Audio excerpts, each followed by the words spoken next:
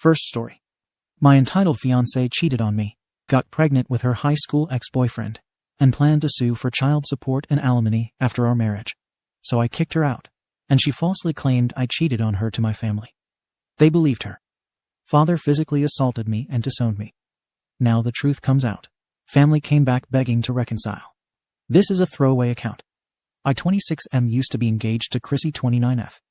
We were together for roughly 6 years.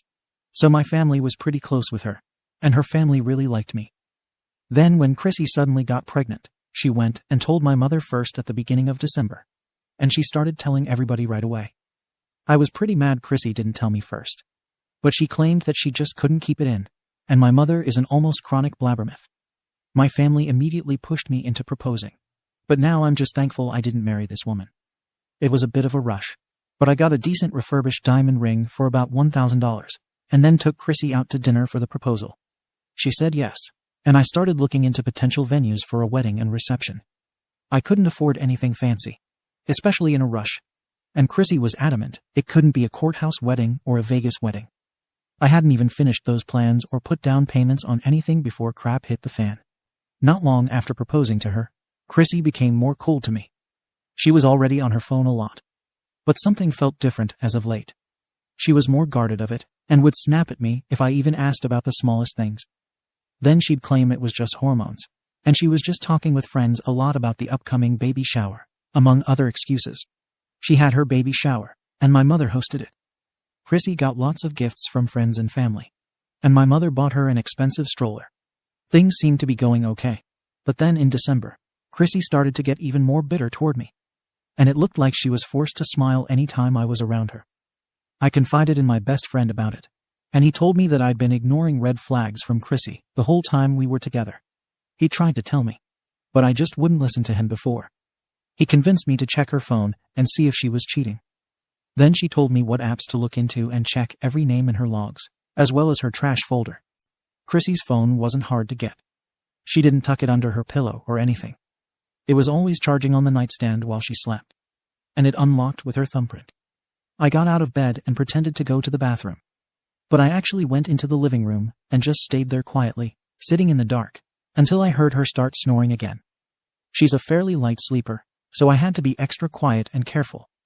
The most tricky part was pressing her thumb on the phone while she was asleep without waking her. I left the bedroom door cracked, so I had just enough light to see. Then I had to cover the phone screen with a towel to keep the screen from being noticeable after lighting up when I unplugged it. And then I carefully maneuvered it under her hand to unlock it. It opened up, and then I carefully tiptoed out of the room and muted it. I had to do all of this unimaginably slowly and quietly to make sure I didn't wake her. Then I went into the living room to look through the phone. The messages showing the affair were all incredibly easy to find. Chrissy just put their entire text convo under the name Karen. She didn't even try to hide it in another app. Just plain texting. I'm actually thankful she was so careless. There were even plenty of pictures of her with this guy in her photo gallery. Her trash folder was completely empty, meaning she'd possibly not bothered to delete anything from the affair. And I'm not joking about her using the name Karen. She loves stuff about Karens and is addicted to Reddit videos, so she'll probably see this post sooner or later. Though I really don't care anymore. I recognized the pictures of the man she'd been cheating with. He was her coworker and also her high school boyfriend, whom she reconnected with when he got a job at the same company as her about a year and a half ago. He is taller and better looking than me and in much better shape. But Chrissy claimed that the relationship she had with him now was completely platonic, and that she had no feelings for him anymore after a decade apart. But my God, the things they had together in that text log. Chrissy fully admitted the baby was his, and even had a rough discernible timeline of the affair and conception date for the pregnancy, which was during a week I'd been away on a work trip. She'd called me a simp and claimed I'd believe anything she told me. They'd also exchanged some extremely detailed and graphic erotic fantasies with each other about pregnant stuff and wanting to kirk me together. I was ready to vomit from how twisted it all was. I could take seeing that sort of stuff on the internet just fine. But to see it from my own fiancé's phone just broke me. It made me feel sick, but I held it in to keep scrolling and gathering evidence. Among the things Chrissy said about me, she remarked that her affair partner was bigger than me too, and that I could never satisfy her the way he could. Together, they also discussed some crazy plan to get my name on the baby's birth certificate, so her family wouldn't be the wiser about her cheating. And then she'd divorce me in a few years for the alimony, once she was certain I couldn't do anything about it. And then she and he could play house together like they always wanted. I was horrified, heartbroken, and then furious. I was taking screenshots and texting them to myself constantly. I'm not sure how many hours I'd been at it, but it was long enough that Chrissy had apparently woken up, realized her phone was not there, and screamed at me when she came out of the bedroom and saw me on the couch with her phone. Not an angry scream, a horrified, "I've been caught" one. She ripped the phone out of my hands and clutched it to her chest like her life depended on it. But I had gotten more than enough from it by then. She immediately tried to tell me it was all just play talk, and that it was only an emotional affair. I called her a BTCH, a liar, and a WHRE. There's no way it was an emotional affair only. Not after what I read. My eyes were open to all the stuff she'd been doing. She asked how long I'd been reading through the texts. I just curtly replied, "Long enough." She looked completely defeated after I said that. Then I told her to get out. I didn't care what time it was. The apartment still only has my name on the lease, and I can afford to keep it without her. She silently packed some clothes and left. Not even any tears from her. In fact, she had this look that I can only describe as, "I don't have to pretend anymore." And she didn't look back as she went out the door. So she really felt nothing for me. I was just her safety net. I felt so sick, and had a bit of a tantrum throwing Chrissy's stuff on the floor. I called in sick to work, and then played video games till I passed out on the couch. My biggest mistake was not immediately telling everyone about the affair, which gave Chrissy time to create and spread her own narrative. At some point, I woke up to my mother calling me. She was flipping out on me that Chrissy said I'd cheated on her. I tried to tell her it was the opposite, but she didn't believe a word I said. My own mother actually blocked my number. I tried calling their house phone, but they refused to pick up. So I tried going over to their house in the evening when I knew they'd be home so I could explain what was really going on. But Chrissy was already there. She was on the couch with my mother, comforting her, and started fake sobbing the moment she saw me. My father actually came out of nowhere and sucker punched me in the jaw, then told me he'd raised me better, before shoving me out of the house without even a chance to explain what really happened. Then my grandparents called me from their house phone and told me not to come to Christmas. None of them would believe me. They all loved Chrissy. To that point, everyone believed she'd been the perfect one for me. My mother especially loved her, and had been spending more time with her since Chrissy announced she was pregnant, so they all took her word over mine. They even had Chrissy still come spend Christmas Eve with them. As for me, I spent Christmas alone, eating a reheated roast chicken from the supermarket. I'm not ashamed to admit I cried a bit too. After Christmas was over, I found out from my grandparents texting me that I was barred by them and my parents from New Year's as well. I knew it was coming. I'd tried multiple times to contact anyone in the family I could, but they all believed Chrissy and thought I was a scumbag. Only my closest friends believed me after seeing the screenshots I got from Chrissy's phone. But most people we mutually knew were on Chrissy's side. I was even called into HR at work because they were getting anonymous calls about me. I showed them the screenshots on my phone and explained the whole story, and HR said they were giving me a warning. I got a signed and copied record of the HR meeting because I knew I was going to need it for the pile of evidence I was making. I already tried posting the text screenshots on social media, but Chrissy claimed they were all faked. So I did the only thing I could do. I went to a lawyer. I had a legal letter drafted to Chrissy that said I'd sue for defamation, and I wanted a DNA test for her unborn child. She called me as soon as she got the letter, and I told her I was recording the phone call. She got mad and told me to stop. I said no, and she either consents to being recorded, or we can talk through a lawyer. She said, "Fine," and told me she would not consent to a DNA test. She still tried to claim I was the baby's father, and that she would be coming after me for child support. She even called me a deadbeat, probably also as part of her act. So I reminded her she'd need a DNA test just to get child support, and I wouldn't let her use my family to pressure me into paying for a child that's not mine. She already got them to throw me out, and even spent Christmas Eve with my family after throwing me under the bus. She tried to object, and I said I'd see her in court, and the court would make her have a paternity test whether she liked it or not.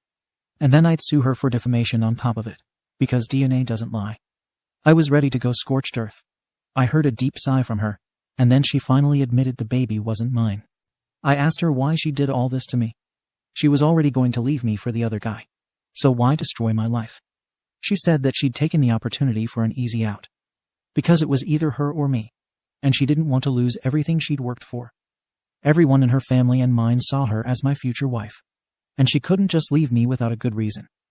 I asked her why she'd cheated, and she said she'd simply had long fallen out of love with me, and she'd only started dating me on the rebound after a bad breakup, which I was not aware of till then. I wouldn't say I was a goody two-shoes. Neither of us were. But Chrissy was definitely a succubus. She wanted excitement, and the thrill she got from the affair gave it to her. But she was still pretending to be with me because I was a temporary safety net, until I found out her plan. I told Chrissy that I've got more than enough evidence for a defamation lawsuit and conspiracy to commit paternity fraud. And she could either come clean to everyone, or I'd make sure she went down in court for framing me.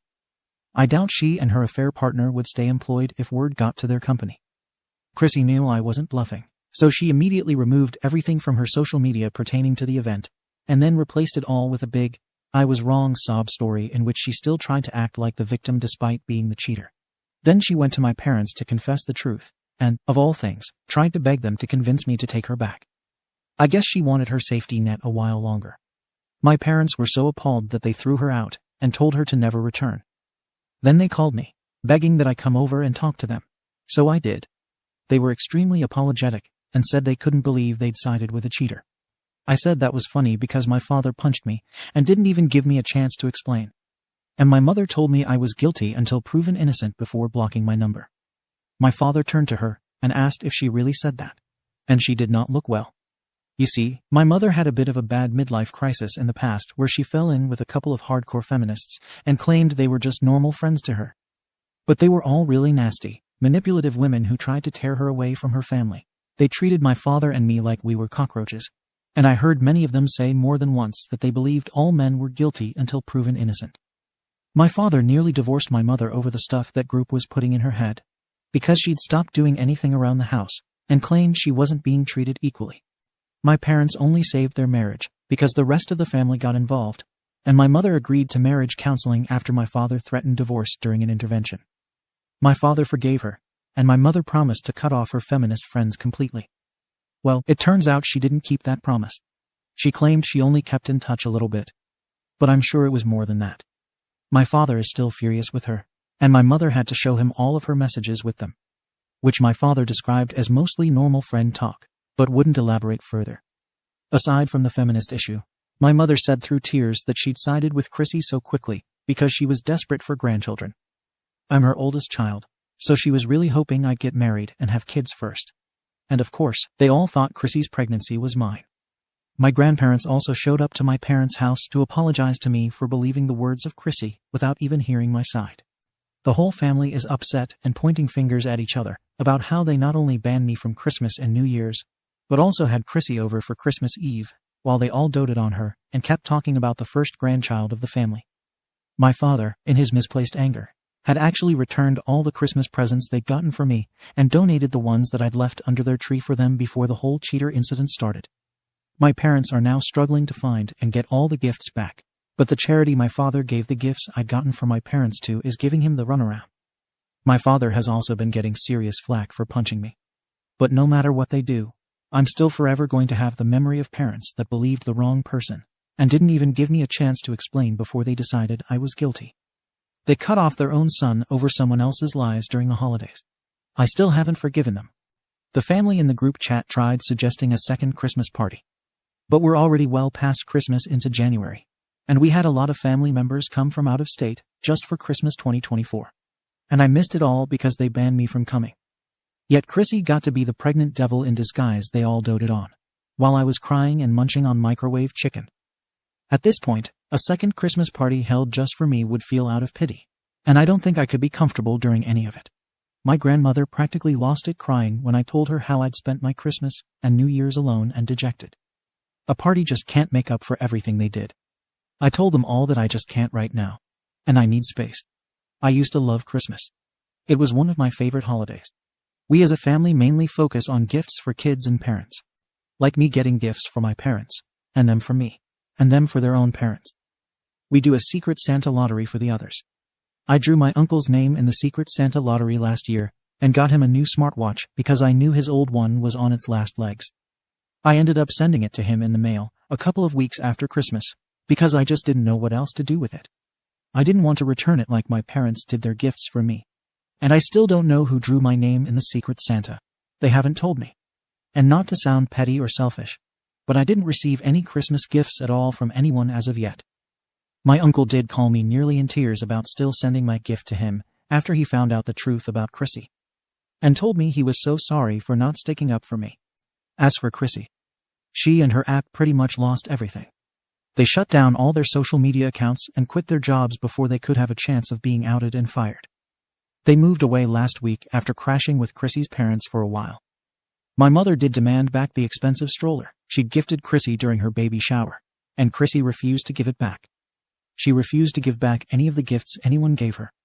My mother was out a lot of money for that stroller, and she hadn't even told my father how much she'd spent on it till they couldn't get it back. Chrissy also refused to return the engagement ring I bought for her. She was reportedly still wearing it, last I heard. I guess she's keeping it for the engagement to her affair partner, which Chrissy's parents told me was official now.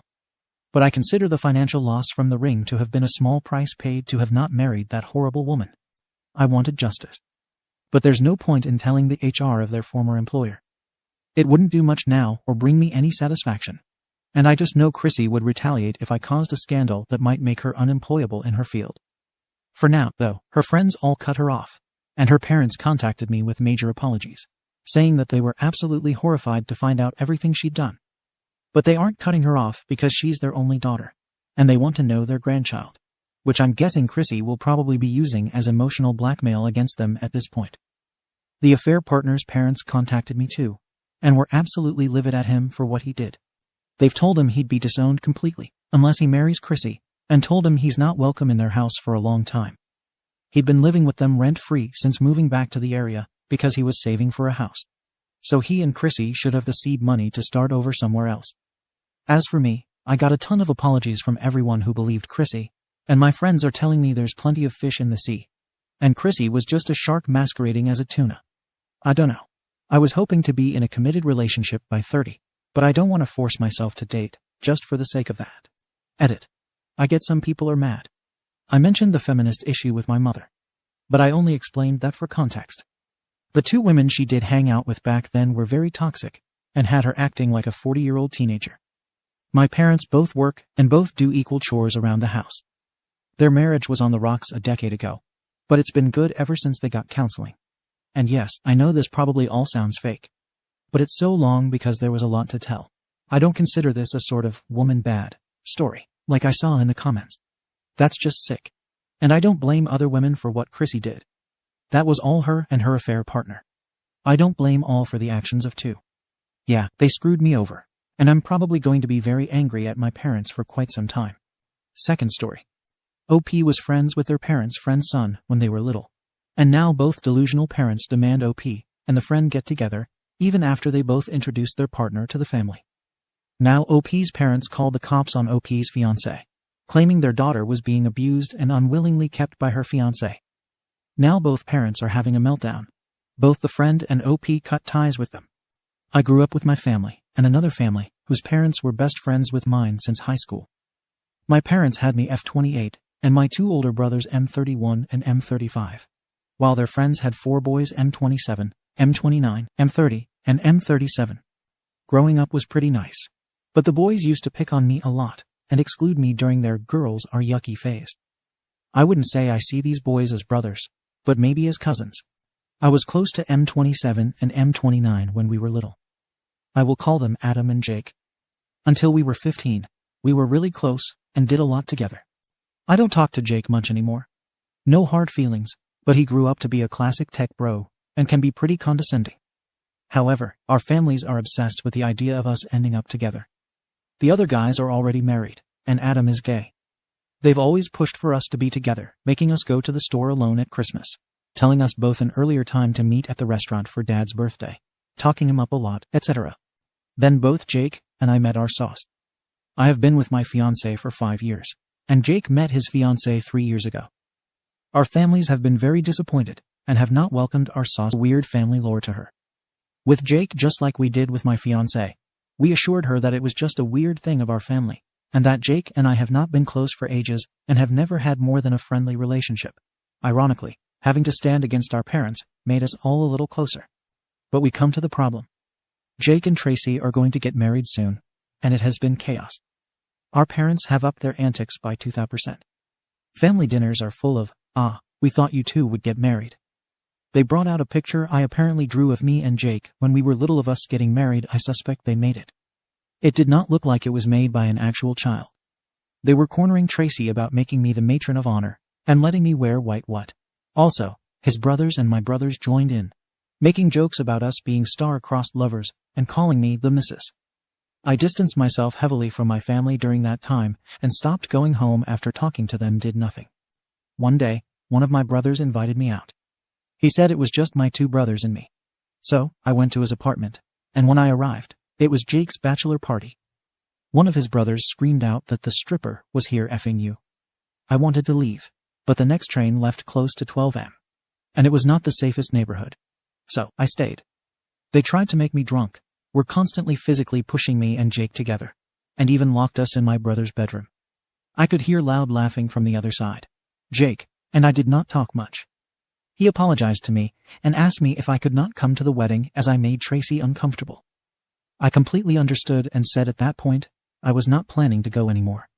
He offered to drive me home, as he was also completely sober. When they opened the door, he said we were going home. In their heads, that meant we were going to be intimate or something, because all the caveman sounds started.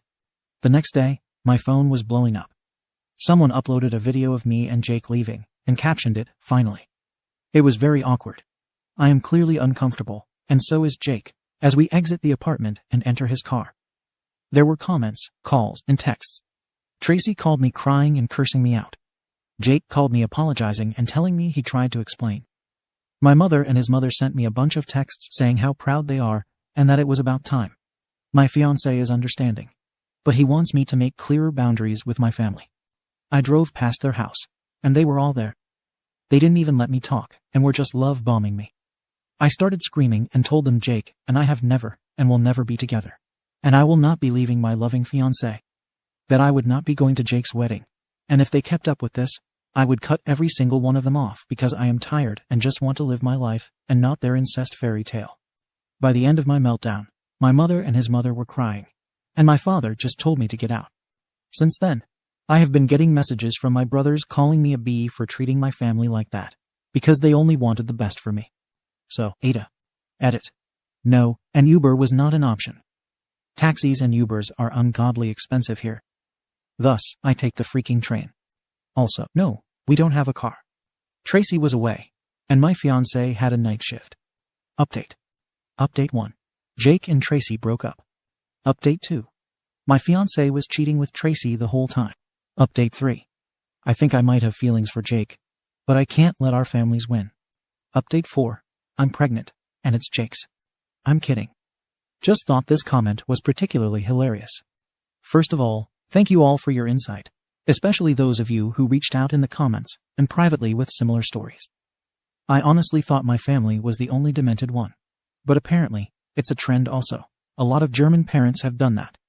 In that vein, Joa shakes me. Now for the real update. My fiancé and I spoke and concluded that cutting out my family for now would be the best option. I sent a message to my parents and brothers explaining my decision to distance myself for the time being. I emphasized that while I love them, I cannot continue to endure their pressure and manipulation. I told them their behavior had made me resent them and, to some extent, Jake. They ruined any friendly relationship we could have had and made me feel gross and exploited. I told them they were setting me up to be sawed if it had been anyone else but Jake. I also told them that their controlling behavior was the reason I never told them about anything in my life. I told them it hurts to be with them, and I am in a bad mood for days after meeting them. I never look forward to holidays with them and have caught myself wishing I would get into an accident or get sick before the holidays to have an excuse not to go. They cut themselves out of my life, and they will not be there when I get married, have kids, or in any other life achievements. After sending the message, I left the group, blocked them all, and felt really light. I cried with my fiancé for hours. Blocked them all, and felt really light. I cried with my fiancé for hours, and I didn't really know if it was tears of sadness, relief, or happiness. I was so conflicted. I just kind of fell asleep. Jake has also cut his part of the family off. According to Tracy, he just went to their home, dumped a sack of their stuff on the table, told them to stay the F away from him, and left. His mother tried reaching out to me, and my father tried reaching out to Jake. Our fiancés had been targeted by them too. My parents sent the police to my house, claiming my fiancé had me there against my will. We talked to the police. They couldn't do much, but assured me that they would leave a note in their database clarifying that I am not being abused. I also asked how to go about a no-contact order, and they pointed me to resources. They also said they would tell my parents to leave me alone, and noted that should they make false reports, they would have to cover the cost of the drive out to me. As of Friday, we have different numbers. Tracy is coming over this afternoon, and I am taking her to my nail salon, and afterward, we are going to a game store because she really wants to play some escape games. Jake and I are still not close, and he is also not close to my fiancé. But he is happy that we have carved out a healthy space, and that Tracy is so comfortable with me now in such a short span of time. They are reevaluating their wedding plans, but I won't disclose more here. Also, to the people that made fun of me for saying that I couldn't drive by anywhere without a car. I have a bike. Anyway, that was it. It was only a week, and I don't see this going much further. My parents are going to keep contacting me probably, but it's going to be all right. We are all right. Thank you for watching the video. If you are interested in listening to these kinds of stories, we've got more in store for you. Simply subscribe to our channel, hit the like button, and share it with your friends.